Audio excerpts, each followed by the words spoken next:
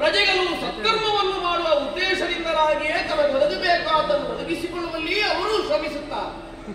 ಹಾಗಾಗಿ ಅವರಿಗೆ ಬೇಕಾದಂತಹ ಅವಕಾಶಗಳನ್ನು ಒದಗಿಸುವಲ್ಲಿ ರಾಜನು ಕಾರಣನಾದ ಕಾರಣನೇ ಈ ವಾಕ್ಯ ಹುಟ್ಟಿಕೊಂಡದ್ದಿರಬೇಕು.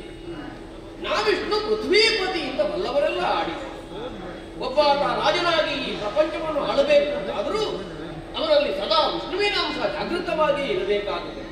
ಸದಾ ಸಾತ್ವಿಕನಾಗಿದ್ದುಕೊಂಡು ತನ್ನ ಪ್ರಜೆಗಳನ್ನೆಲ್ಲ ತನ್ನ ಮಕ್ಕಳೋಪಾದಿಯಲ್ಲಿ ಕಾಪಾಡಿಕೊಂಡು ಬಂದು ಯಾವುದೇ ಸಂಕಷ್ಟವನ್ನೂ ಅರಸನ ಮುಂಭಾಗದಲ್ಲಿ ತೋಡಿಕೊಂಡ ಕಾಲದಲ್ಲಿ ಪ್ರಜೆಗಳಿಗೆ ಬಂದಂತಹ ಕಷ್ಟವೇ ತನ್ನ ಕಷ್ಟವೆಂದು ಅರಿತು ತನ್ನ ಮಕ್ಕಳನ್ನು ಯಾವ ರೀತಿಯಲ್ಲಿ ತಂದೆ ತಾಯಿಗಳು ಪರಿಪಾಲಿಸುತ್ತಾರೋ ಹಾಗೆಯೇ ತನ್ನ ಪ್ರಜೆಗಳನ್ನು ಪರಿಪಾಲಿಸುವಲ್ಲಿ ರಾಜನಾದವನು ಕಾರ್ಯತತ್ಪರನಾಗಬೇಕು.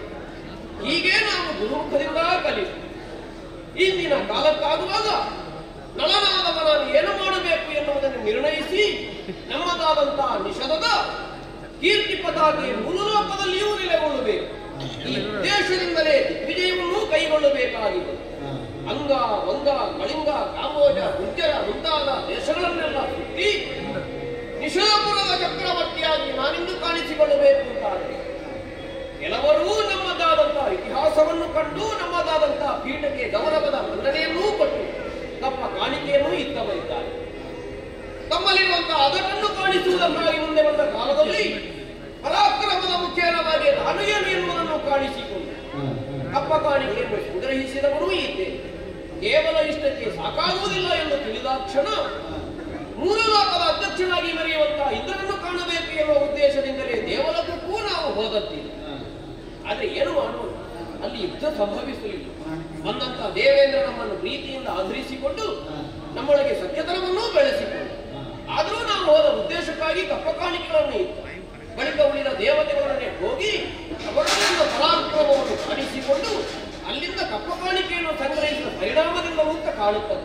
ಪೃಥ್ವಿ ಮೂಲಕ್ಕೆ ನಳ ಚಕ್ರವರ್ತಿಯಾಗಿ ಇಂದು ಕಾಣಿಸಿಕೊಳ್ಳುವುದಕ್ಕೆ ಆಗದು. ಇಲ್ಲದಿದ್ದರೆ ಕೇವಲ ಭೂಲೋಕದಲ್ಲಿರುವಂತಹ ರಾಜರುಗಳನ್ನು ಎದ್ದು ಕಪ್ಪ ಸಂಗ್ರಹಿಸಿದರೆ ಪೃಥ್ವಿ ಮೂಲಕ್ಕೆ ಚಕ್ರವರ್ತಿಯಾಗುವುದಕ್ಕೆ ಆಗುತ್ತಿರುವುದಿಲ್ಲವೋ ಏನು ಅಂತ ಸುಯೋಗವೊಂದು ನನ್ನ ಪಾಲಿಗೆ ಒದಗಿ ಬಂದ ಕಾರಣದಿಂದಲಾಗಿ ಎಲ್ಲರೂ ತಂದೆಯವರು ನಡೆಸಿದಂತಹ ಆಳ್ವಿಕೆಯಂತೆ ಎಂದು ಕೂಡ ನಳಚಕ್ರವರ್ತಿಯು ತಮ್ಮ ತಂದೆಯವರು ಸಾಗಿದಂತಹ ಹಾದಿಯಲ್ಲೇ ನಡೆಯುತ್ತಾ ಇದ್ದಾರೆ. ಇದಕ್ಕಿಂತ ಮತ್ತಿನ್ನೇನು ಬೇಕು? ಹಾಗಾಗಿ ನಿತ್ಯವೂ ದೇವತಾ ಪ್ರೀತ್ಯರ್ಥವಾದಂತಹ ಸತ್ಕರ್ಮಗಳನ್ನು ಈ ವಿಷಯದಲ್ಲಿ ಮಾಡುತ್ತಾ ಭಗವಂತನ ಪ್ರೀತಿಗೆ ಪಾತ್ರರಾಗುತ್ತಾ ನಿತ್ಯ ಕರ್ಮಗಳನ್ನು ಮಾಡುವುದರ ಜೊತೆಯಲ್ಲಿ ಮಹತ್ತರವಾದಂತಹ ಭೇಟಿಯ ಉದ್ದೇಶವೊಂದನ್ನು ಸಂಕಲ್ಪಿಸಿದ್ದೇನೆ. ಆ ಕಡೆಗೆ ಮನ ಮಾಡುವ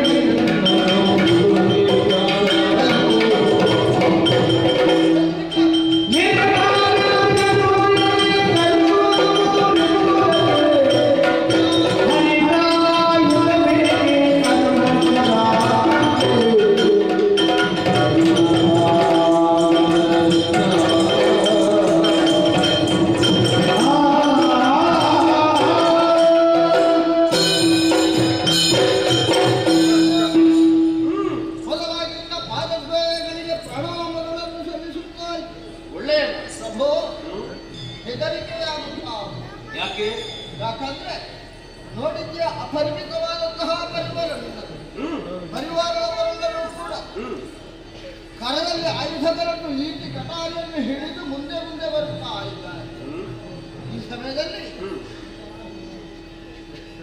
ಹೆಸರಲ್ಲಿ ಹೋಗಿದ್ದವನ ಮತ್ತೆ ಆಗುವಲ್ಲ ಹಂಸಗಳಿಗೆ ರಾಜನಾದಂತಹ ಹಂಸರಾಜನ ಹಂಸ ಅದು ಒಂದೇ ಅಲ್ಲ. ಹಂಸರಾಜನ ರಾಜಹಂಸ ಒಂದೇ. ಅದು ಹಿಮಾಲಯದ ತಪ್ಪಲಲ್ಲಿ ಜೀವಿಸುವವರು ನಾವು. ಮಾನಸ ಸರೋವರದಲ್ಲಿದ್ದಂತಹ ನಾವುಗಳೆಲ್ಲೋ ಪ್ರಪಂಚವನ್ನು ತಿರುಗಾಟ ಮಾಡಬೇಕು ಎಂಬ ಬಯಕೆಯಿಂದ ಈ ಕಡೆಗೆ ಹಾರಿಕೊಂಡು ಬಂದವರು. ಆದ್ರೆ ಇಲ್ಲಿ ವಿಹರಿಸುತ್ತಾ ಇರುವ ಸಮಯಕ್ಕೆ ಹೊಡೀರಿ ಕಡೀರಿ ಬಡೀರಿ ಎಂಬ ನಿಮ್ಮ ಶಬ್ದವನ್ನು ಕೇಳಿ ನಮ್ಮವರೆಲ್ಲರೂ ಕೂಡ ಹಾರಿ ಹೋದರು. ನಾನು ಕೂಡ ಹಾರುವುದಕ್ಕೆ ಪ್ರಯತ್ನ ಪಟ್ಟವನಿದ್ದೆ. ಆದ್ರೆ ಏನು ಮಾಡುವುದು? ನನ್ನ ಕಾಲುಗಳು ಕೆಸರಲ್ಲಿ ಹೋದ ಕಾರಣ ಅಲ್ಲಿಯೇ ಬೊಬ್ಬೆ ಹಾಕುತ್ತಾ ಉಳಿದಿರಿ. ನಿನ್ನವರೆಲ್ಲರೂ ಕೂಡ ನನ್ನ ಬೆಳಿಗ್ಗೆ ಬಂದಾವಾಗ ನನ್ನ ರೆಕ್ಕೆ ಪುಕ್ಕಗಳೆಲ್ಲವನ್ನು ಕಿತ್ತು ಬಿಸಾಡುತ್ತಾರೋ, ನನ್ನನ್ನು ಕೊಲ್ಲುತ್ತಾರೋ ಎಂಬ ಭಯದಲ್ಲಿಯೇ ಇದ್ದಂತಹ ಸಮಯ ನನ್ನನ್ನು ಎತ್ತಿ ನಿಮ್ಮ ಪಾದಮೂಲದಲ್ಲಿ ಬಂದಿರಿಸಿದವರಿದ್ದಾರೆ. ಪ್ರಭು, ನಿನ್ನನ್ನು ಕಾಣುವಾಗ ಕರುಣಾಸಾಗರ ನೀನು ಎಂಬುದಾಗಿ ಅರ್ಥವಾಯಿತು. ಅರ್ಥವಲ್ಲ, ಎಲ್ಲರೂ ಚಕ್ರವರ್ತಿಗಳು ಎಂಬುದಾಗಿ ಕರೆಯುತ್ತಾ ಇದ್ದಾರೆ. ಚಕ್ರವರ್ತಿಗಳಾದಂತಹ ನೀವು ಕರುಣೆಯಿಂದ ನನ್ನನ್ನು ರಕ್ಷಿಸಬೇಕು, ಕಾಪಾಡಬೇಕು ಎಂಬುದಾಗಿ ನಿಮ್ಮಲ್ಲಿ ಕಳಕಳಿಯ ಭಿನ್ನ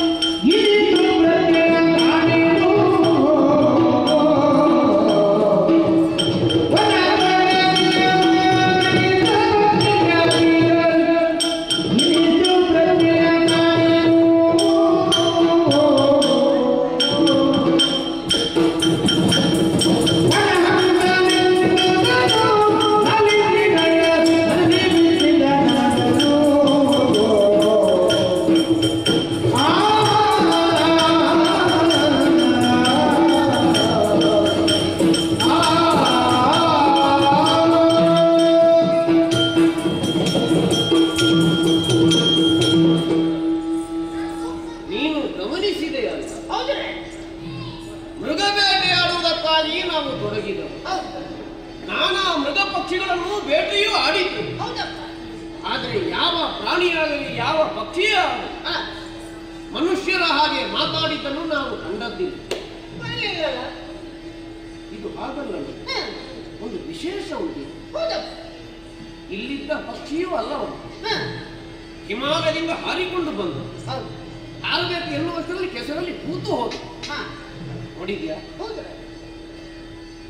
ಮಾನವರಾದಂತ ನಾವು ಪ್ರಾಣಿಗಳಿಗಾಗಲಿ ಪಕ್ಷಿಗಳಿಗಾಗಲಿ ಏನು ಉಪಟಳವನ್ನು ಕೊಡುತ್ತೇವೆ ಎನ್ನುವುದು ಅದಕ್ಕೆ ಮನವರಿಕೆಯಾಗಿದೆ. ಹಾಗಾದರೆ ಸಾಮಾನ್ಯದಾದಲ್ಲ, ಅದಕ್ಕೆ ಬುದ್ಧಿ ಉಂಟು. ಈ ಪ್ರಪಂಚದಲ್ಲಿ ಬುದ್ಧಿಜೀವಿಗಳಂತ ಕಾಣಿಸಿಕೊಂಡವರು ನಾವು. ಹಾಗಾದ್ರೆ ನಮ್ಮ ಸಾಲಿಗೆ ಸೇರುವಂತೆ ಉಂಟಲ್ವ ಈ ಪಕ್ಷಿಗಳು? ಲೇದೆ ಆಯ್ತು. ಎಲ್ಲಿಯಾದರೂ ಈ ಹಂಸ ಕೆಸರಲ್ಲಿ ಸಿಲುಕದೆ ಇರುತ್ತಿದ್ರೆ ಇಂತಹ ಒಂದು ಬುದ್ಧಿಜೀವಿ ನಮಗೆ ಸಿಗುತ್ತಿರಲಿಲ್ಲವೋ ಏನು? ಮತ್ತೆ ಈಗಾಗಲೇ ಮೂರು ಲೋಕದಲ್ಲಿ ನೆಗಳತೆಯನ್ನು ಹೊಂದಿದ್ದೇವೆ. ಅನಚಕ್ರವರ್ತಿ ಎನ್ನುವಂತಹ ಬಿರುದು, ಅದಕ್ಕೆ ಇನ್ನೊಂದು ಗರಿ ಸೇರಿದ ಹಾಗಾಯಿತು. ನಾವು ದೆಸೆಯಲ್ಲಿಯೂ ಕೂಡ ಇನ್ನು ಪ್ರಚಾರ ಆಗಬೇಕು.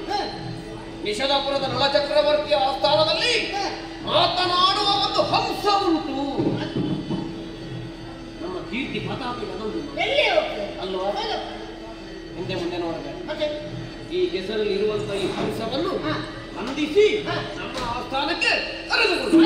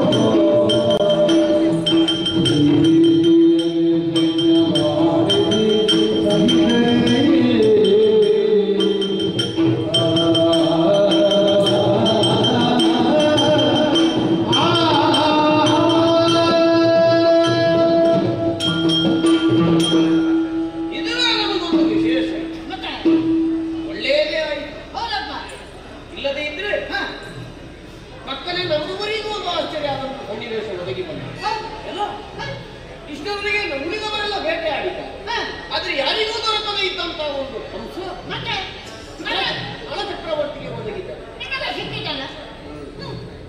ಹಿಡಿದುಕೊಂಡು ಬಂದು ನಮ್ಮ ಆಸ್ಥಾನದಲ್ಲಿ ಇರಿಸಿದ್ದೇವೆ. ಹೇಗೆ ನೋಡಿ ಬಂದೆ.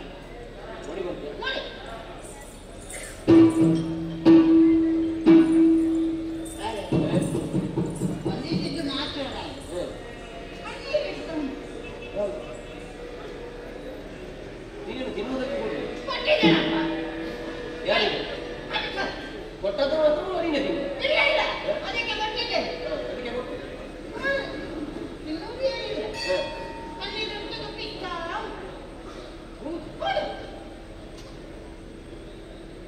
ಹಿಡಿದುಕೊಂಡು ಬಂದದ್ದು ನಾವೆಲ್ಲ.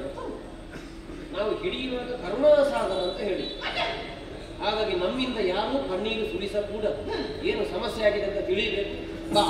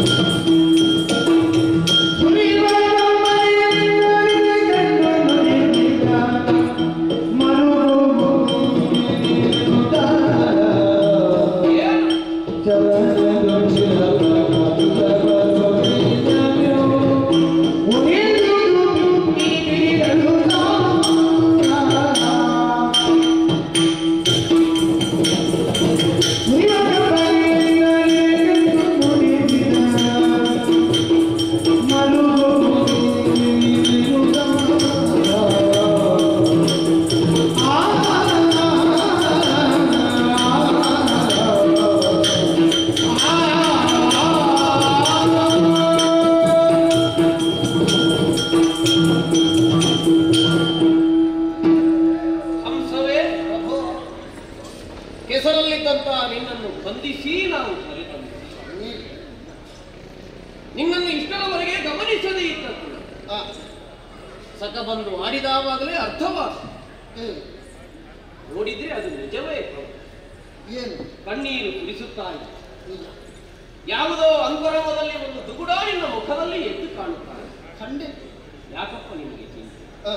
ಏನು ನಿನಗೆ ಬದಗಿದಂತ ಯಾಕೆ ಈ ಕಣ್ಣೀರು ಹೇಳಪ್ಪ? ಪ್ರಭು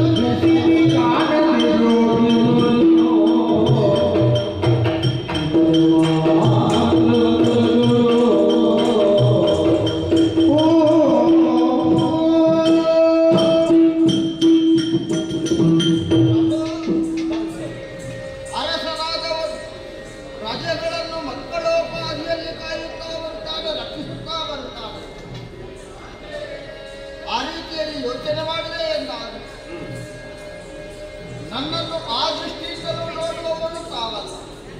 ತನ್ನ ಸ್ವಂತ ಮಗನನ್ನು ಯಾವ ರೀತಿ ಕಣ್ಣಿಟ್ಟು ಕಾಯುತ್ತಾ ಬರುತ್ತಾನ ತಂದೆ, ಅದೇ ರೀತಿಯ ತಂದೆಯ ಸ್ಥಾನದಲ್ಲಿ ಈ ಹಂಸರನ್ನು ರಕ್ಷಿಸುತ್ತಾ ಏನು ಬೇಕು, ಎಷ್ಟು ಬೇಕು, ಯಾವಾಗ ಬೇಕು ಎಂಬುದಾಗಿ ಗಮನಿಸುವುದರ ಮುಖೇನ ನನಗೆ ಬೇಕಾದದ್ದನ್ನು ಎಲ್ಲವನ್ನೂ ಒದಗಿಸಿಕೊಟ್ಟವನು. ಅರ್ಥವಲ್ಲ, ಕೆಸರಲ್ಲಿ ಹೂತಿದ್ದಂತಹವರನ್ನು ಅರಮನೆಗೆ ಕರೆದುಕೊಂಡು ಬಂದು ಬಂಗಾರದ ಪಂಜರವನ್ನು ನಿರ್ಮಿಸಿ ಅತಿ ಸಂತೋಷದಿಂದಲೇ ನನ್ನನ್ನು ನೋಡಿಕೊಂಡವರು ಪ್ರಭು ನೀವು. ತಿನ್ನುವುದಕ್ಕೆ ಬೇಕಾದಷ್ಟು ಇದೆ, ಬೇಕಾದದ್ದು ಇದೆ. ಯಾವಾಗಲೂ ಸಂತೋಷದಲ್ಲೇ ಇರಬೇಕಾದವ ಸಂತೋಷದಲ್ಲೇ ಇರ್ತವ. ಆದ್ರೆ ಈ ರೀತಿಯಾಗಿ ಸಮಯದಲ್ಲಿ ಕಣ್ಣೀರು ಸುರಿಸುವುದಕ್ಕೆ ಕಾರಣ ಮತ್ತೇನು ಪ್ರಭು, ನನ್ನ ಸಂಸಾರವನ್ನು ಬಿಟ್ಟು ಬಂದು ಅದೆಷ್ಟೋ ಸಮಯಗಳೇ ಕಳೆದಿವೆ. ಈ ಸಮಯದಲ್ಲಿ ಹೆಂಡತಿ ಮಕ್ಕಳು ಹೇಗಿದ್ದಾರೋ ಎಲ್ಲಿದ್ದಾರೋ ಎಂಬುದನ್ನು ನಾನು ಮನಗಂಡವನಲ್ಲ. ಆದರೆ ನಾನು ಇಲ್ಲಿ ಸಂತೋಷದಲ್ಲಿ ಜೀವನ ನಡೆಸುತ್ತಾ ಇದ್ದರೆ ಗಂಡ ಎಲ್ಲಿಗೆ ಹೋಗಿದ್ದಾನೆ, ಅಪ್ಪ ಎಲ್ಲಿಗೆ ಹೋಗಿದ್ದಾನೆ ಎಂಬುದಾಗಿ ಹೆಂಡತಿ ಮಕ್ಕಳು ಎಲ್ಲರೂ ಕೂಡ ನನ್ನನ್ನು ದಾರಿ ನಿರೀಕ್ಷೆಯಲ್ಲಿ ಇರಬಹುದು, ನನ್ನನ್ನು ಕಾಣದೆ ಬೇಸರದಲ್ಲಿರಬಹುದು. ಹಾಗೆಯೇ ಅವರನ್ನು ಕಾಣಬೇಕು ಎಂಬ ಬಯಕೆ ನನಗಾಗಿದೆ ಪ್ರಭು. ಹಾಗಾಗಿ ನಾನು ಕಣ್ಣೀರನ್ನು ಸುರಿಯುತ್ತಾ ಇದ್ದೇನೆ. ಒಂದು ಉಪಕಾರವನ್ನು ಮಾಡಬೇಕು ಪ್ರಭು. ಹೆಂಡತಿ ಮಕ್ಕಳನ್ನು ಕಾಣುವುದಕ್ಕೆ ಅವಕಾಶ ಮಾಡಿಕೊಡಬೇಕು. ನನ್ನನ್ನು ಮುಕ್ತನಾಗಿ ಹೋಗುವುದಕ್ಕೆ ಮುಕ್ತಿಗೊಳಿಸಬೇಕು ಎಂಬುದಾಗಿ ಬೇಸರಿಸಬೇಡಪ್ಪ, ಬೇಸರಿಸ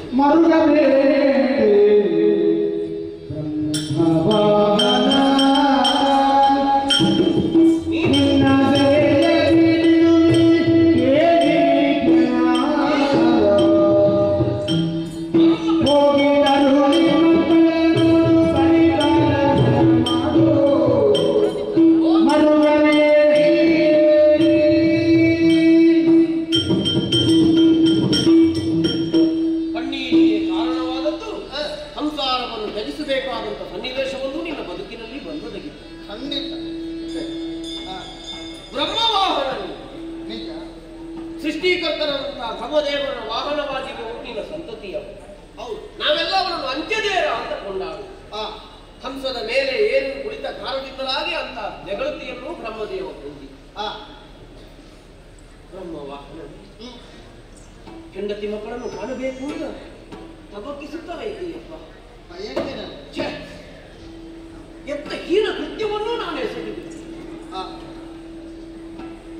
ಎರಡಾದಂತಹ ಸಂಸಾರವನ್ನು ಒಂದಾಗಿಸುವಲ್ಲಿ ಚಕ್ರವರ್ತಿಯಾಗಿ ನಾನು ಶ್ರಮಿಸಬೇಕಾದವ ಎಂದು ಒಂದು ಸಂಸಾರದಲ್ಲಿ ಬಿರುಕು ಮೂಡುವ ಹಾಗೆ ಮಾಡಿಬಿಟ್ಟೆ. ನಿನ್ನ ಹೆಂಡತಿ, ನಿನ್ನ ಮಕ್ಕಳು ನಿನ್ನ ದಾರಿ ನಿರೀಕ್ಷೆಯಲ್ಲಿದ್ದಾರೆ. ಖಂಡಿತ ಹೋದಂತ ನಿನ್ನ ಸ್ಥಿತಿ ಏನಾಗಿದೆ ಅಂತ ತಿಳಿಯದೆ ಅವರೆಷ್ಟು ದುಃಖಿತರಾಗಿದ್ದಾರೆ. ಯಾರು ಬರುವುದು ನೀನು ಚಿಂತಿಸಬೇಡ. ಯಾವ ಬಂಧನವೂ ನಿನಗೆ ಇನ್ನು ಮುಂದೆ ಯಾವ ಬಂಧನಕ್ಕೆ ಒಳಗಾಗಿದ್ದೀರೋ ಅಂತಹ ಬಂಧನವನ್ನು ನಿನ್ನಿಂದ ಬಿಡುಗಡೆಗೊಳಿಸಿದ್ದೆ. ಇನ್ನು ನೀನು ಪ್ರಥಮ ಅರೆ ಕ್ಷಣದಲ್ಲಿ ಯಾವ ಹೆಂಡತಿ ಮಕ್ಕಳನ್ನು ಕಾಣಬೇಕು ಅಂತ ಬಯಕೆ ಆಗಿದೆಯೋ ಅವರನ್ನು ಕಾಣು, ಸಂತೋಷದಿಂದಿರಪ್ಪ. ಒಳ್ಳೆ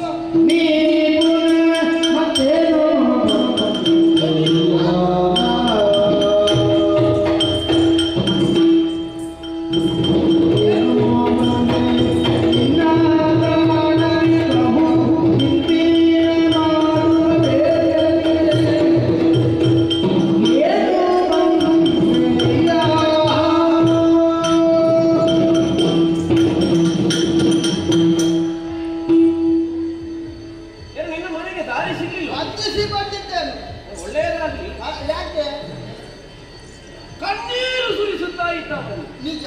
ಅದಾವಾಗ ಹೆಂಡತಿ ಮಕ್ಕಳನ್ನು ಕಾಣಬೇಕು. ಹೋದಪ್ಪ ನಿನ್ನ ಮನೆಗೆ ಅಂತ ನಿನ್ನನ್ನು ಕಳುಹಿಸಿಕೊಟ್ಟೆ ಅಲ್ವೋ? ಇನ್ನು ತಿರುಗಿಗೆ ಬಂದಿದ್ದೆ. ಹೌದು, ಹೆಂಡತಿ ಮಕ್ಕಳು ಬೇಡ ಅಂತ ಇಲ್ಲೋ ನಾವು ಇಲ್ಲಿ ಬೇಡ ಅಂತ ಕಳುಹಿಸಿಕೊಟ್ಟೆ. ಅಂದ್ರೆ ನಾನು ಬೇಡ ಅಂತ ನೀನು ನನ್ನನ್ನು ಕಳುಹಿಸಿಕೊಟ್ಟಂತಾಯ್ತು. ಹೌದಪ್ಪ, ನಿನ್ನ ಕಣ್ಣೀರನ್ನು ಕಂಡು ಕನಿಕರಗೊಂಡು ನಿನ್ನ ಹೆಂಡತಿ ಮಕ್ಕಳ ಜೊತೆಯಲ್ಲಿ ಸಂತೋಷದಲ್ಲಿರುವುದು ಬೇಡ ಎಂಬುದಾಗಿ ಆ ಬಂಧನವನ್ನು ಬಿಡುಗಡೆಗೊಳಿಸಿತ್ತು ಅಲ್ವೋ? ಈಗ ನೋಡಿದ್ರೆ ಇಲ್ಲಿಗೆ ಬಂದಿದೆ. ಹೌದು, ಯಾಕೆ ಏನಾಯ್ತು? ಇಲ್ಲಿಗೆ ನಾನು ಬರುವುದಕ್ಕೆ ಬಲವಾದ ಕಾರಣ ನಿಮ್ಮಿಂದ ಮುಕ್ತರಾದಂತಹ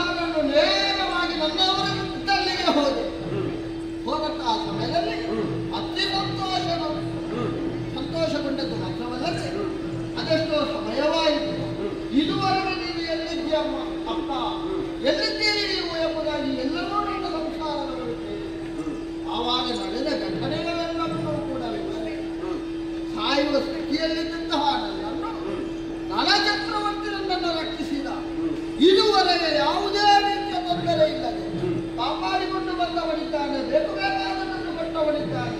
ಜೀವದಾನವನ್ನಿದ್ದಂತಹ ಮಹಾಪ್ರಭುವಿನ ಅರಮನೆಯಲ್ಲಿ ಜೀವಿಸುತ್ತಾ ಇದ್ದೆ ಎಂಬುದಾಗಿ ಹೇಳಿದವಾಗ ಅವರ ಆಡಿದಂತಹ ಮಾತು ಅಂದ್ರೆ ನಿನಗೆ ಉಪಕಾರವನ್ನು ಮಾಡಿದ್ದಾರೆ, ಜೀವದಾನವನ್ನು ಮಾಡಿದಂತಹ ಅವರನ್ನು ತೊರೆದವಂತೆ ಬಂದಿಯಾಗಿ ಅಂದ್ರೆ ಏನಾದರೂ ಅವನಿಗೆ ಉಪಕಾರವನ್ನು ನೀನು ಮಾಡಿ ಆ ಬಳಿಕ ಬಂದ್ರೆ ನಾವು ಕೇಳುತ್ತಿರಲಿಲ್ಲ, ಅವನಿಗೆ ನೀನೇನು ಉಪಕಾರವನ್ನು ಮಾಡಿದ್ದೀ ಎಂಬುದಾಗಿ ಕೇಳಿದ್ದೇನೆ. ಹಾಗಾಗಿ ಮತ್ತೆ ನಿಮ್ಮನ್ನು ಕಾಣಬೇಕು ಎಂಬುದಾಗಿ ನಿಮ್ಮ ಬಳಿಗೆ ಬಂದಿದ್ದೇನೆ. ಹೆಂಡತಿ ಮಕ್ಕಳೇ ನನ್ನನ್ನು ಕರೆಸಿಕೊಟ್ಟವರಿದ್ದಾರೆ. ಹಾಗಾಗಿ ನಿಮ್ಮ ಪಾದಪುರದಲ್ಲಿ ಮತ್ತೊಮ್ಮೆ ಸೇರಿಕೊಂಡವರಿದ್ದೇನೆ. ಹಾಗಾದ್ರೆ ಇನ್ನೂ ಸಮಸ್ಯೆ ಇಲ್ಲ, ಇನ್ನೂ ಸಮಸ್ಯೆ ಇಲ್ಲ. ಇನ್ನು ಹೆಂಡತಿಯನ್ನು ನೋಡಬೇಕು, ಮಕ್ಕಳನ್ನು ಕಾಣಬೇಕು.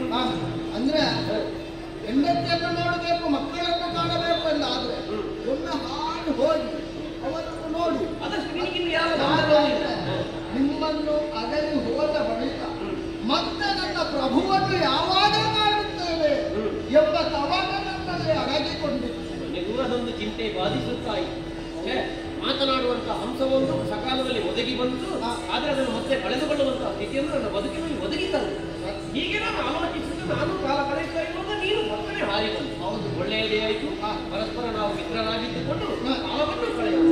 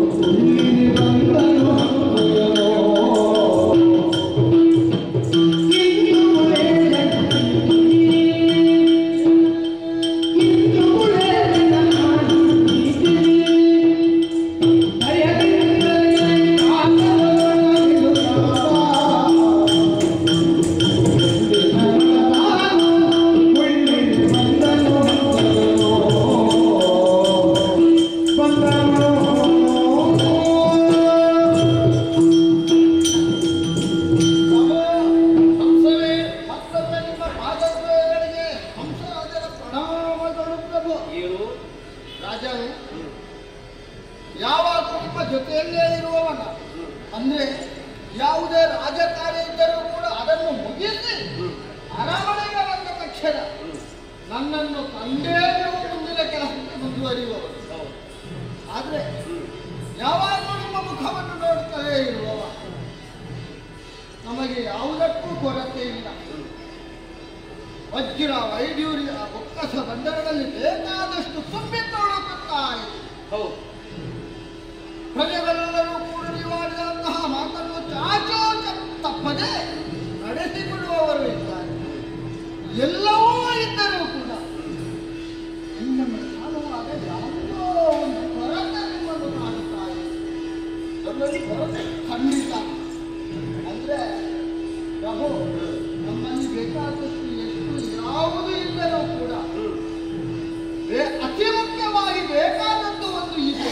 ಪೃಥ್ವಿ ಮೂಲಕ ನಾನು ಚಕ್ರವರ್ತಿಯಿಂದ ಬಿರುದು ಹೊಂದಿದ್ದೇನೆ, ಮತ್ತೆ ಯಾವುದು ಕಡಿಮೆ ಅಲ್ವೋ? ಪೃಥ್ವಿ ಮೂಲಕ ಚಕ್ರವರ್ತಿಯಾದರೂ ಕೂಡ ನಿಮ್ಮ ಎಡಭಾಗದಲ್ಲಿ ಖಾಲಿ ಖಾಲಿಯಾಗಿ ಕಾಣುತ್ತಾ ಅಂದ್ರೆ ನೀವು ಮದುವೆ ಆಗುವಂತ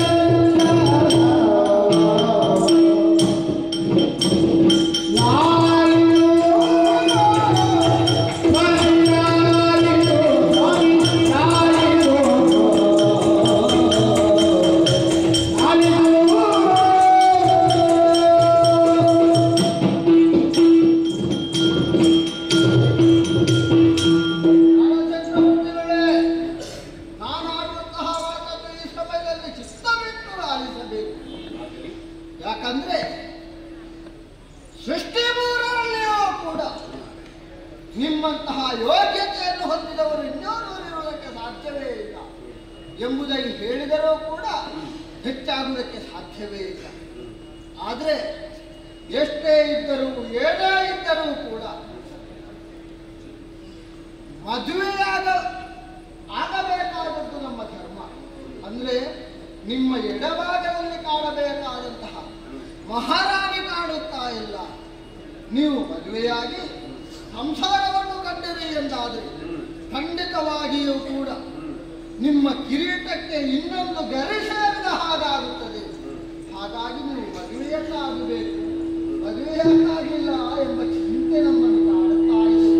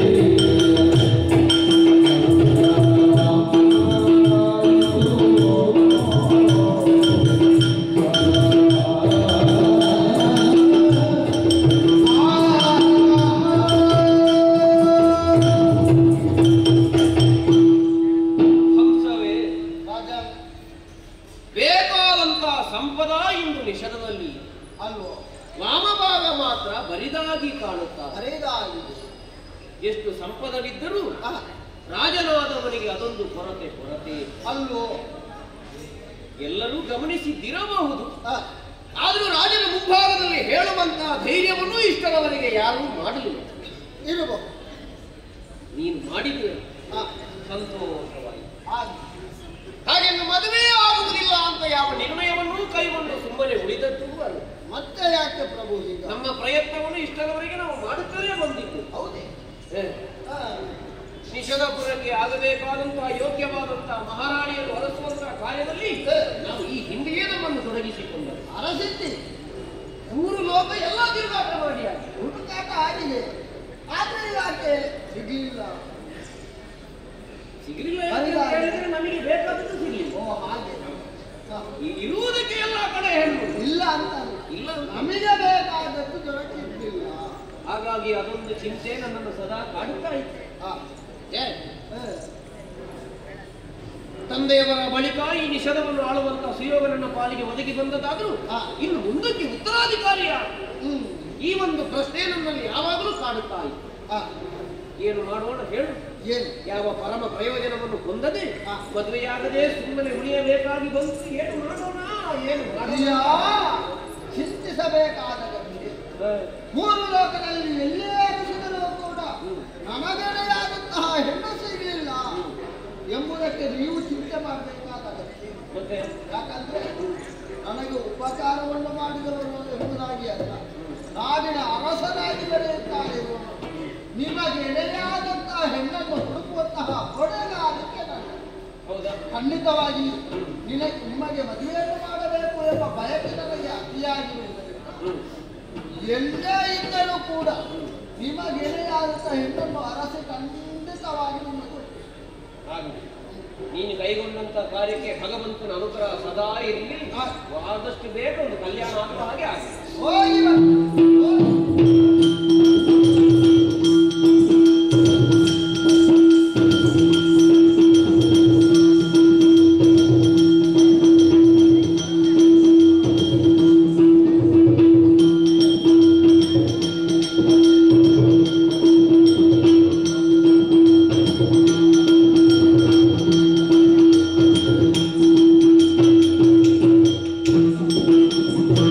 ये दिन भर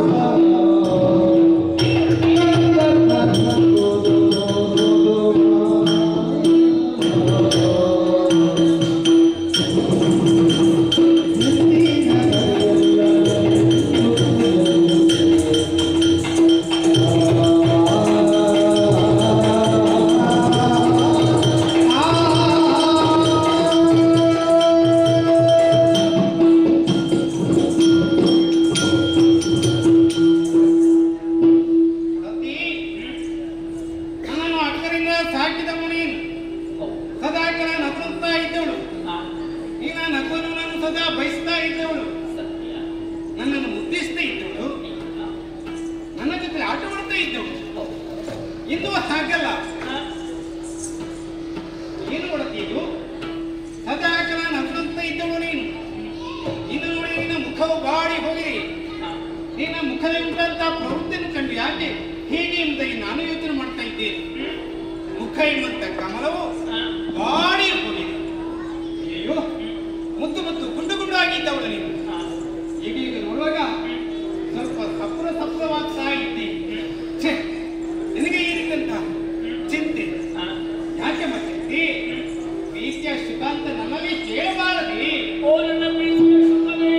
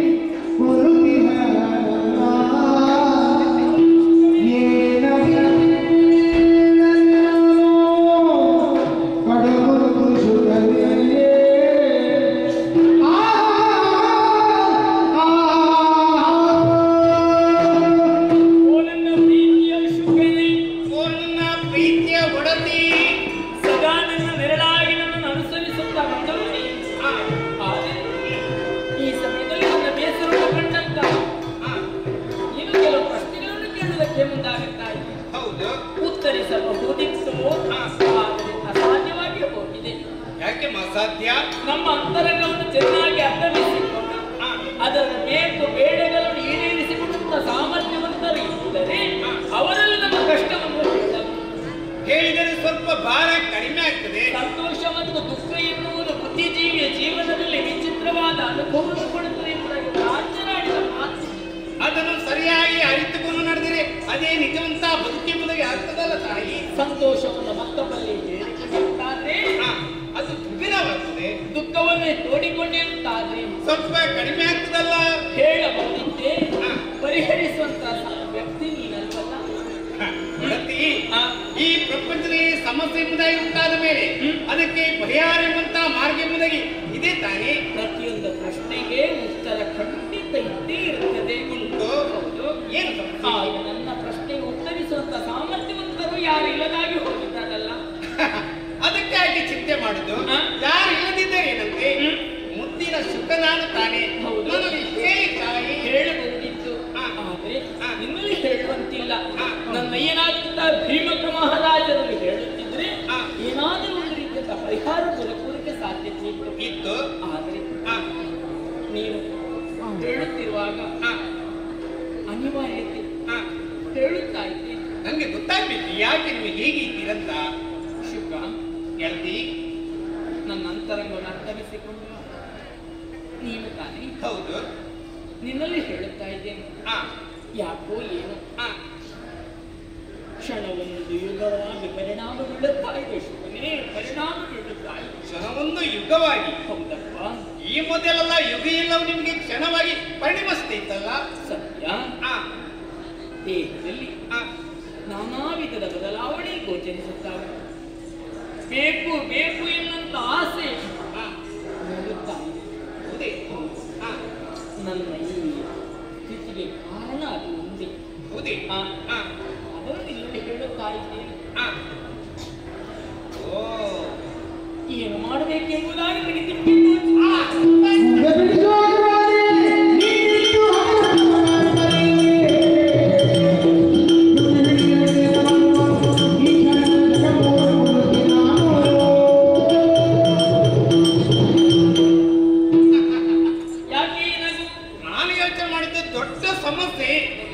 ಇದಕ್ಕೆ ಉತ್ತರವೇ ಸಿಗದಕ್ಕೆ ಸಾಧ್ಯ ಎಂದು ಯೋಚನೆ ಮಾಡ್ತಾ ಇದ್ದೆ. ನನ್ನ ಪಾಲಿಗೆ ಇದು ದೊಡ್ಡ ಸಮಸ್ಯೆ.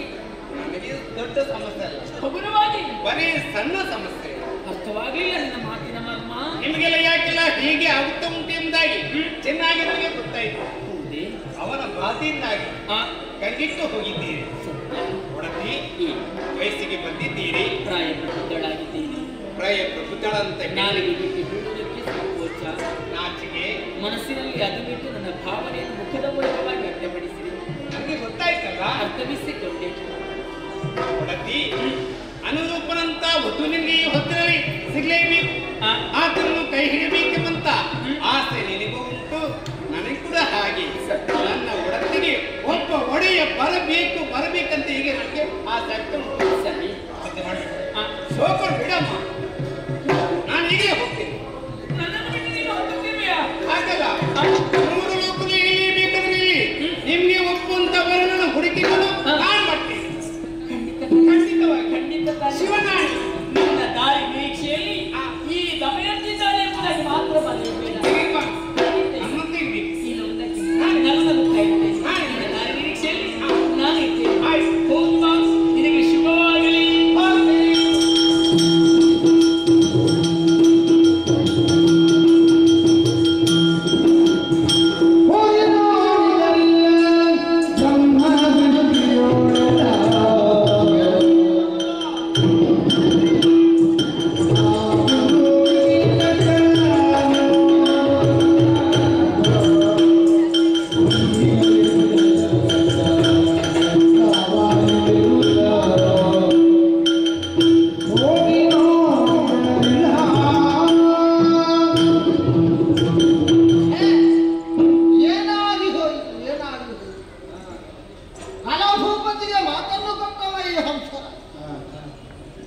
ಖಂಡಿತವಾಗಿ ನಿನಗೆಳೆಯಾದಂತ ಹೆಣ್ಣನ್ನು ನಾನು ಹುಡುಕಿಕೊಂಡು ಬರುತ್ತೇನೆ ಪ್ರಭು ಎಂಬ. ಆದ್ರೆ ಎಲ್ಲಾ ಕಡೆ ಸಂಚರಿಸಿದೆ, ಎಲ್ಲಾ ಕಡೆ ಸುತ್ತಿದೆ, ಎಲ್ಲೆಲ್ಲಿ ನೋಡಿದರೂ ಕೂಡ ನನಭೂವನಿಗೆಳೆಯಾದಂತಹ ಹೆಣ್ಣು ಸಿಕ್ಕಿದ್ದೇ ಇಲ್ಲ. ಅಂದ್ರೆ ಬ್ರಹ್ಮ ಸೃಷ್ಟಿಯಲ್ಲೇ ನನಗೆ ಅನುರೂಪವಾದ ಹೆಣ್ಣೇ ಇಲ್ಲವಲ್ಲ. ಕೊಟ್ಟ ಮಾತಿಗೆ ನಾನು ತಪ್ಪಿದೆವಲ್ಲ. ಏನು ಮಾಡೋಣ ಅಕಟ ಕೊಟ್ಟ ಮಾತನ್ನು ಉಳಿಸುವಂತೆ ನಾನು ಸಿದ್ಧರಿದೆ. ಏನು ಮಾಡೋಣ?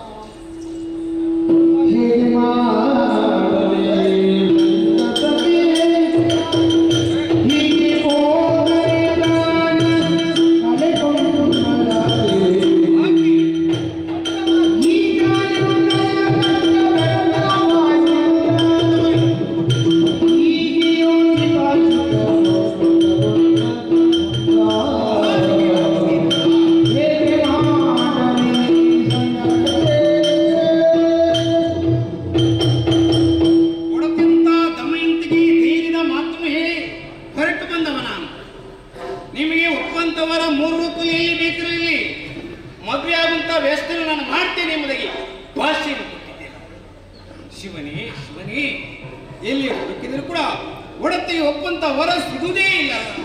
ಛೇ ಪರಮೇಶ್ವರ, ನಿನಗೆ ಕೂಡ ಕರುಣೆ ಇಲ್ಲದಾಗಿ ಹೋಯ್ತಾ? ನಾನು ಭಾಷೆಗೆ ತಪ್ಪಿದವಂತ ಆಗ್ತೀನಿ. ಮೊದಲೇ ಚಿಂತೆಯ ಬಾರಲಿದ್ದಾಳೆ ಒಡತಿ. ನಾನು ಈ ವಿಷಯವನ್ನು ಹೋಗಿ ಹೇಳಿದರೆ ಆಕೆ ಪ್ರಾಣ ಪಕ್ಷಿಯೇ ಹಾರಿ ಹೋಗ್ತದೆ. ಛೇ ಹೇಳಬಾರದು ಹಾಗಂತ ಧೈರ್ಯ ನನಗೆ.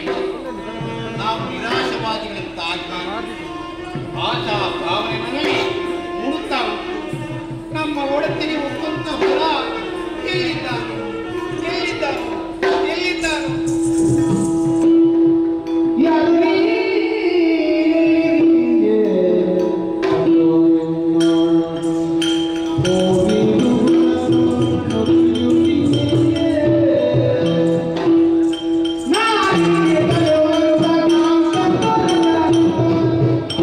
Hari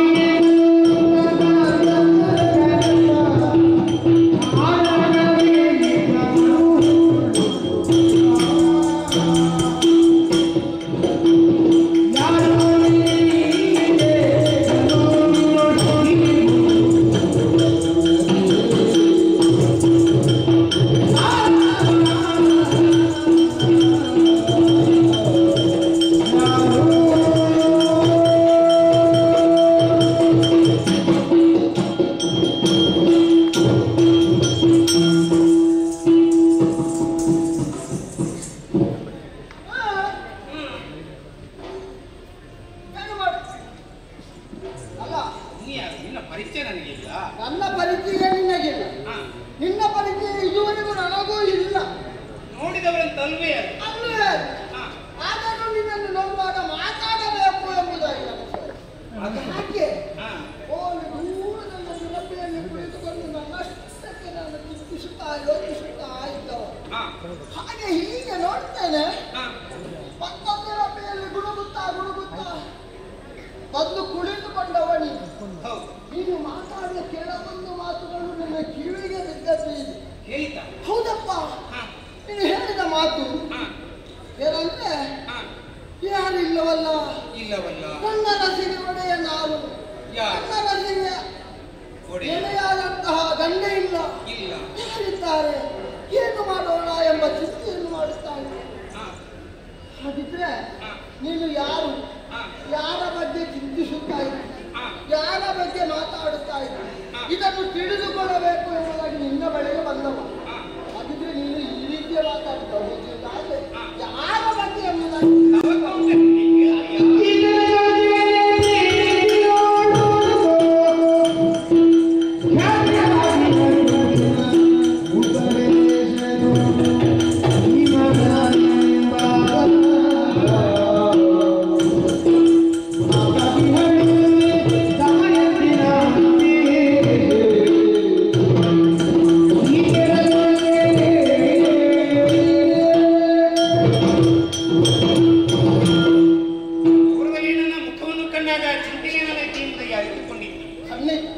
ಯಾಕೆ ಚಿಂತೆಯಿಂದ ನಾನು ಹೇಳಿಯೇ ನಿನಗೆ ಗೊತ್ತಾಗ್ಬೇಕು ಅಲ್ವಾ?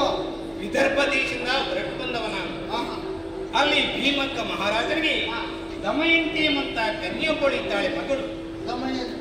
ರದ್ರೂಪಿಣಿ, ರತ್ನಿಗೆ ಮಿಗಿಲಿನಿಸಂತ ರೂಪ ಸಂಪತ್ತು ಆಕೆಯಲ್ಲಿ ಉಂಟು. ಆದ್ರೂ ಯಾಕೆ ಏನಾಯ್ತು? ಈಗ ಆಕೆಗೆ ಚಿಂತೆ ಅಧಿಕವಾಗ್ತದೆ. ಚಿಂತೆ? ಹೌದು, ಚಿಂತೆ ಮತ್ಯಾವುದಲ್ಲ, ವಯಸ್ಸಿಗೆ ಬಂದಂತ ಹೆಣ್ಣಿಗೆ ಮನ್ಮಂತ ಸದೃಶವಂತ ವರ ಸಿಗಬೇಕಂತ ಆಸೆ ಇರ್ತದೆ. ಹಾಗೆ ನನ್ನ ಒಡತಿ ಕೂಡ ಮದುವೆ ಆಗ್ಬೇಕಂತ ಆಸೆ ಮೂಡಿದೆ. ಧೈರ್ಯದ ಮಾತನ್ನು ಹೇಳಿ ಬಂದಿದ್ದೇನೆ. ನಿಮಗೆ ಒಪ್ಪುವಂತವರ 3 ಲೋಕದಲ್ಲಿ ಎಲ್ಲೇ ಬೇಕಾದರೂ ನಾನು ಹುಡುಕಿಕೊಂಡು ಬರ್ತೀನಿ ಎಂಬುದಾಗಿ. 3 ಲೋಕವನ್ನು ಸಂಚರಿಸಿದೆ. ಎಲ್ಲಿ ಹುಡುಕಿದರೂ ಕೂಡ ಒಡತಿ ದಮಯಂತಿಗೆ ಒಪ್ಪುವಂತ ವರ ಸಿಗ್ಲಿಲ್ಲ. ಅಮ್ಮನಿಗೆ ಭಾಷೆ ಕೊಟ್ಟು ಬಂದಿದ್ದೇನೆ, ಭಾಷೆ ಬಂಜವಾಗಿ ಹೋಯಿತಲ್ಲ ಚಿಂತೆ. ಸ್ವಲ್ಪ ನಿಲ್ಲಿಸು. ಹುಡುಗಿ ಹೇಗಿದ್ದಾಳೆ ಅಂತ ಹೇಳಿದ್ದು ನೀನು? ರಸಿಗಿಂತಲೂ ಮಿಗಿಲ ಅಂತ ರೂಪ ಸಂಪತ್ತು, ಅಂತಹ ಸೌಂದರ್ಯವತ್ತಿಗೆ ಗಂಡು ಹುಡುಕುವುದಕ್ಕೆ ನೀನು ಹೊರಟವ.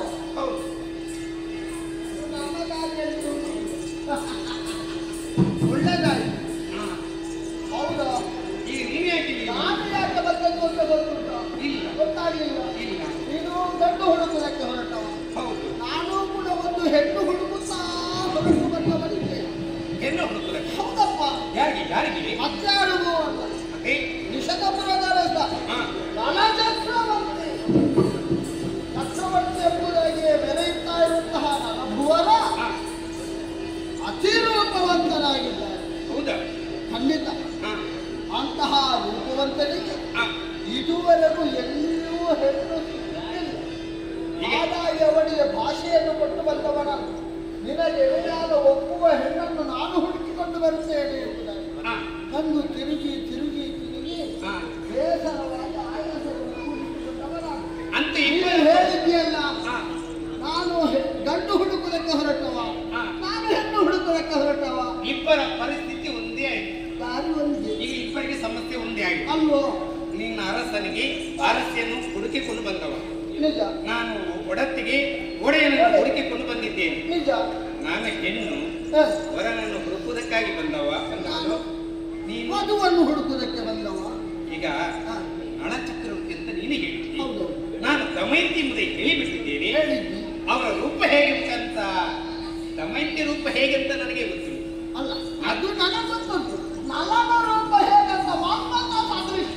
ಹೌದಾ? ಅವನಿಗಿಂತ ಸೌಂದರ್ಯವಂತರ ಇನ್ನೊಂದು ಇರುವುದಕ್ಕೆ 3 ಲೋಕದಲ್ಲಿ ಸಾಧ್ಯ ಇಲ್ಲ. ಈಗ ಸೌಂದರ್ಯವಂತ. ಈಗ ಅವರಿಬ್ಬರಿಗೆ ಒಪ್ಪಿಗೆ ಉಂಟಾ? ಒಪ್ಪುವವರ ಒಪ್ಪಿಗೆ ಆಗಬೇಕಂತಾದ್ರೆ ನಿನ್ನ ಒಡತಿ ಹೇಗಿದ್ದಾಳೆ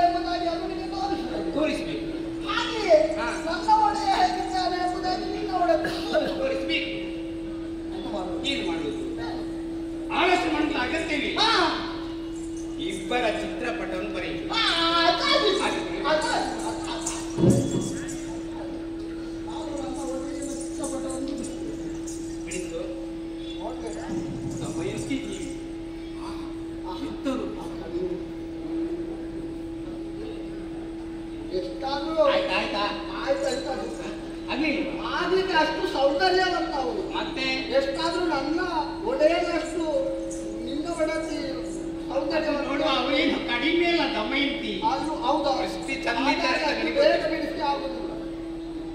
ಬೇಗ ಬಿಡಿಸು. ನನ್ನದು ಬಿಡಿಸಿ ಆಯ್ತು, ಬಿಡಿಸಿ ಆಯ್ತು. ಜೋರ್ಮಾನ ನನ್ನ ದೃಷ್ಟಿಯೇ ಬೀಳ್ತದೆ ಅಂತ ಕಾಣ್ತಾ ಉಂಟು. ನೋಡ್ತಾ ಮೆಲ್ಲ ನೋಡು, ದೃಷ್ಟಿ ಬಿದ್ದಿತ್ತು ನೋಡು. ಅವತ್ತು ನೋಡು.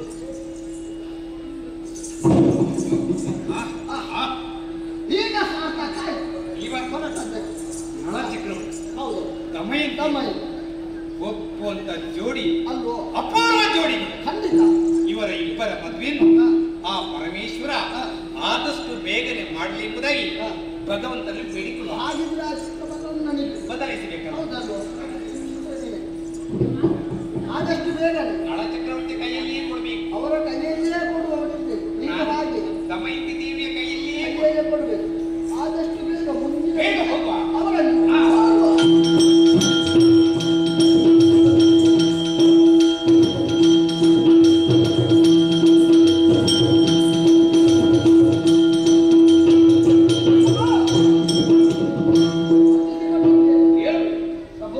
ಹೋಗಿ ಬಂದೆ. ಹೌದು, ಏನಾದ್ರೂ ಪ್ರಯೋಜನ ಆಯ್ತು? ಪ್ರಯೋಜನ ಆಯ್ತು.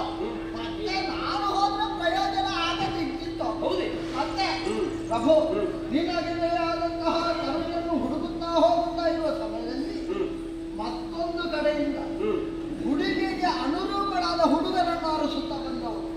ನಮ್ಮಿಬ್ಬರ ಮಾತುಕತೆ ಒಂದಾಗಿ ಅವರಲ್ಲಿದ್ದಂತಹ ಚಿತ್ರಪಟವನ್ನು, ಹುಡುಗಿಯ ಚಿತ್ರಪಟವನ್ನು ತಂದಿದ್ದೇನೆ ನೋಡಿ ಅಂತ.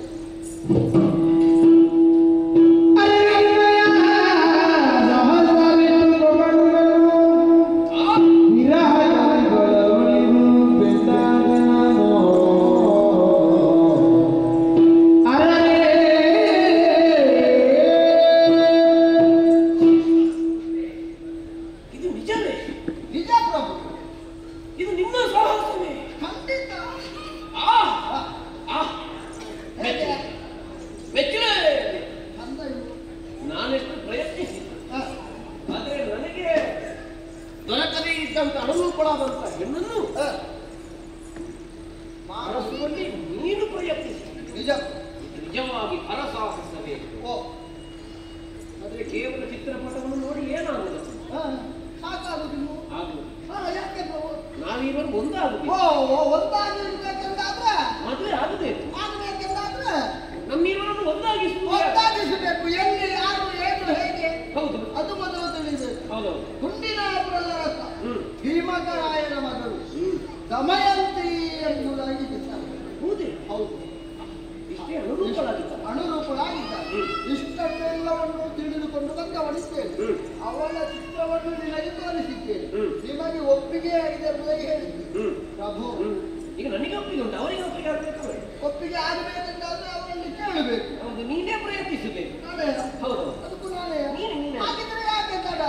ಆದಷ್ಟು ಬೇಗ ನಲ್ಲಿಗೆ ಹೋಗಿ ವಿಚಾರವನ್ನು ತಿಳಿದುಕೊಂಡು ಬರ್ತೇನೆ ಅಷ್ಟು.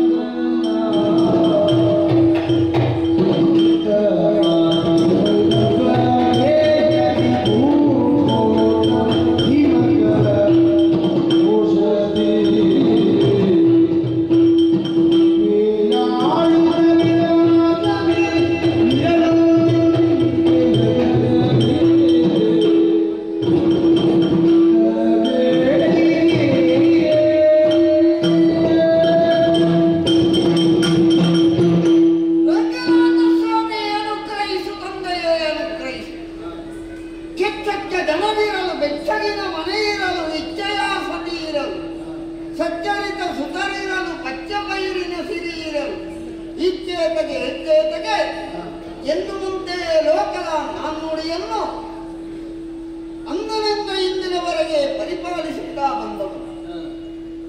ಒಳ್ಳೆಯ ತಂದೆ ತಾಯಿಗಳಿಗೆ ಮಗನಾಗಿ ಈ ಪ್ರಪಂಚದ ಬೆಳಕನ್ನು ಕಾಣಬೇಕು ಅಂತಾದರೆ ಪೂರ್ವ ಪುಣ್ಯ ವಿಶೇಷವೇ ಎನ್ನುವ ಹಾಗೆ ಯಾವುದೋ ಒಂದು ಪುಣ್ಯ ವಿಶೇಷದಿಂದ ಈ ದರಿದ್ರಿಯ ಬೆಳಕನ್ನು ಕಂಡೆ.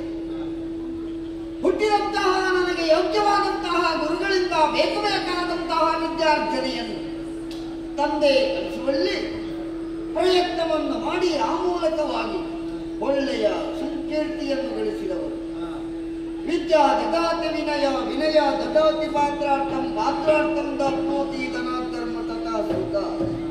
ವಿದ್ಯೆಯಿಂದ ವಿನಯ, ವಿನಯದಿಂದ ಗುಣ, ಗುಣದಿಂದ ಪಾತ್ರ ಗೌರವ, ಪಾತ್ರ ಗೌರವದಿಂದ ವ್ಯಕ್ತಿಯ ವ್ಯಕ್ತಿತ್ವ ಅನಾವರಣಗೊಳ್ಳುತ್ತದೆ.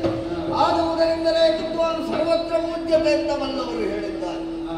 ವಿದ್ಯೆ ಎನ್ನುವಂಥದ್ದು ಬಹಳ ಪ್ರಾಮುಖ್ಯವಾಗಿ ಮನುಷ್ಯನ ಜೀವನ ಅಳವಡಿಸಿಕೊಂಡು ಆ ಮೂಲಕವಾಗಿ ವ್ಯಕ್ತಿಯೊಬ್ಬ ಲೋಕದಲ್ಲಿ ಕಾಣಿಸಿಕೊಳ್ಳಬೇಕು ಅಂತಾದರೆ ಅದಕ್ಕೆ ಮೂಲ ಪ್ರೇರಕವಾಗಿ ವಿದ್ಯೆ.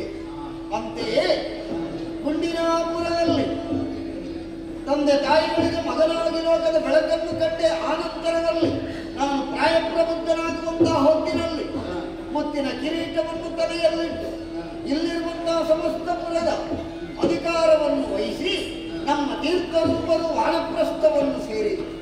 ಆ ನಂತರದಲ್ಲಿ ಪ್ರಜೆಗಳಿಗೆ ಎಳ್ಳೆನಿತು ತೊಂದರೆಯಾಗುವಂತಹ ರೀತಿಯಲ್ಲಿ ಆಡಳಿತೆಯನ್ನು ಕೊಡುತ್ತಾ ನೆಮ್ಮದಿಯಿಂದ ಸಂತೋಷದಿಂದ ಅಂತೆಯೇ ಮಕ್ಕಳಿಲ್ಲ ಎನ್ನುವಂತಹ ಕೊರಗು ಬಹಳ ಕಾಲದವರೆಗೆ ನನ್ನನ್ನು ಬಾಧಿಸಿದ ಕಾರಣದಲ್ಲಿ ತಮ ಋಷಿಗಳ ಅನುಗ್ರಹದಿಂದಲಾಗಿ ನಮ್ಮ ದಾಂಪತ್ಯದ ಫಲವಾಗಿ 2 ಮಕ್ಕಳನ್ನು ಪಡೆದು ಗಂಡು ಮಗನಿಗೆ ದಮನ, ಮಗಳಿಗೆ ದಮಯಂತಿ ಎನ್ನುವಂತಹ ಹೆಸರನ್ನಿಟ್ಟು ಬೆಳೆಸಿದವರು. ಪ್ರಾಯಪ್ರಬುದ್ಧರಾದಂತಹ ಮಗಳಿಗೆ ಮದುವೆಯನ್ನು ಮಾಡಬೇಕಾದ್ದು ತಂದೆ ತಾಯಿಗಳ ಕರ್ತವ್ಯ.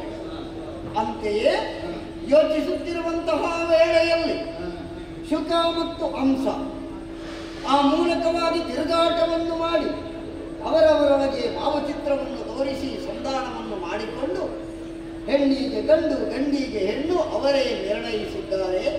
ಈ ವಿಚಾರ ನಮ್ಮ ಅಂತಃಪುರಕ್ಕೆ ತಿಳಿದಿದೆ. ಆದ್ದರಿಂದ ಇನ್ನೂ ನಮಗೆ ದೊಡ್ಡ ತಲೆಬಿಸಿಲ್ಲ ಅದು. ಆದರೆ ಮಗಳಾದ ದಮಯಂತಿಗೆ ಸ್ವಯಂವರ ನಿರ್ಣಯಿಸಬೇಕು.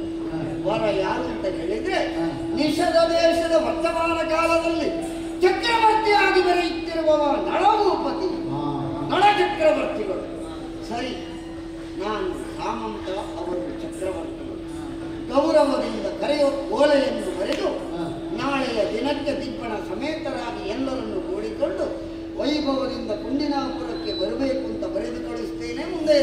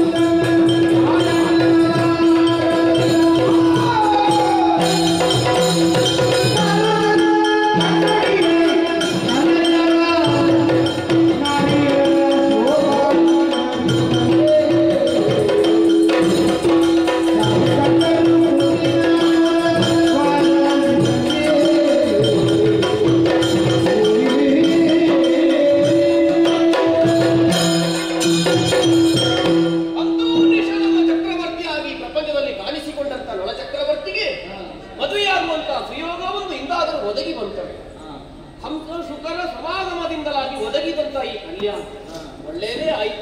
ಭಗವಂತನ ಅನುಗ್ರಹಿಸಿದ ದಾರಿಯಿಂದ ಎನ್ನುವುದಕ್ಕಾಗಿ ಈಗಾಗಲೇ ನಮಗೆ ಗುಂಡಿನಾಪುರದಿಂದ ಓಲೆಯನ್ನು ಬಂದು ಸೇರಿ ನಾವಲ್ಲಿ ಬಂದು ಸೇರಿಕೊಳ್ಳಬೇಕು ಅಂತ ತಡ ಮಾಡದೆ ಆದಷ್ಟು ಶೀಘ್ರವಾಗಿ ಆ ಕಡೆ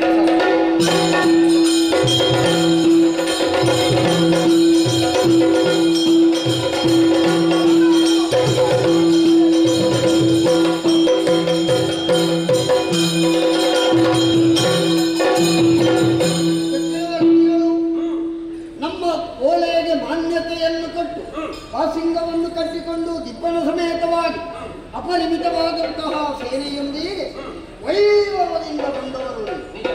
ಸರಿ, ನಾಳೆಯ ದಿನ ಸಂಯಮರ. ಆದ್ದರಿಂದ ಬಹಳಷ್ಟು ದೂರದಿಂದ ಬಂದವರು ನೀವೆಲ್ಲರೂ ದಣಿದವರಿದ್ದೀರಿ. ಸ್ವಲ್ಪ ನಿಮಗೆ ವಿಶ್ರಾಂತಿ ಅಗತ್ಯ ಉಂಟು. ಬಂದಿದ್ದೀರಿ.